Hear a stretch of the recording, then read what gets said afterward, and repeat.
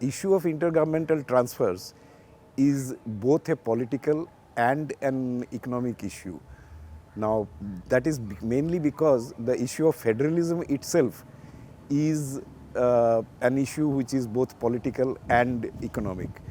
Now, the 16th Finance Commission obviously will not be able to do much with respect to the political side of it, but at least as far as the intergovernmental transfers are concerned, they do have the control over the statutory transfers.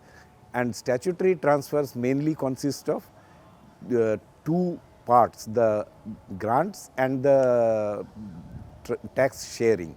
And in India, by convention now, the tax sharing part has become the largest channel through which intergovernmental transfers are actually being effected. There are quite a few issues that need to be sorted out.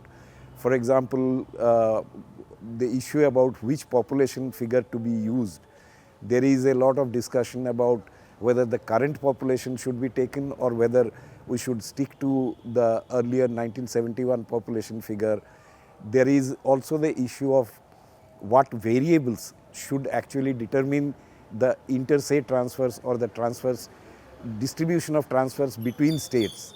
So all these issues need to be talked about in detail. The problems with respect to other kinds of issues like the grants, there, apart from the statutory transfers, there are grants which are being effected by various departments of the Government of India. Now, we have to take cognizance of the fact that the transfers through the departments of Government of India are much larger than the transfers through grants of the Finance Commission itself.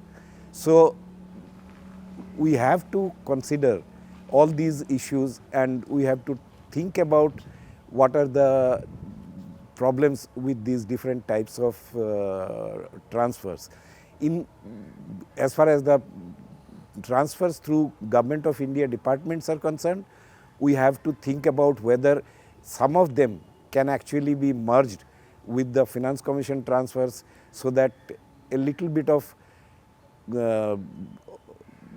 some amount of the various issues that should determine these transfers are properly taken care of, instead of being a more partisan transfer schemes of the Government of India.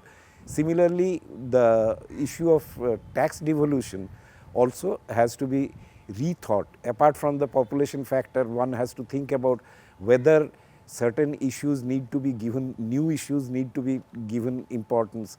Say, for example, the issue of environmental considerations, the issue of what type of population actually need to be given support to. And there are several other issues, like whether we should concentrate on tax effort alone or whether we should think about in more general terms like the budgetary balance. So, all these issues have to be considered afresh.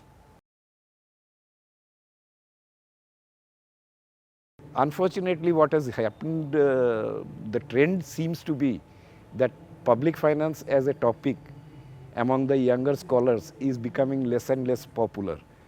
Part of the reason, of course, is that people believe that this is something which is being monopolized by the government or the bureaucrats, and there is very little that anyone does or says that would have any major impact on actual down-to-earth public finances or the policies with respect to public finance.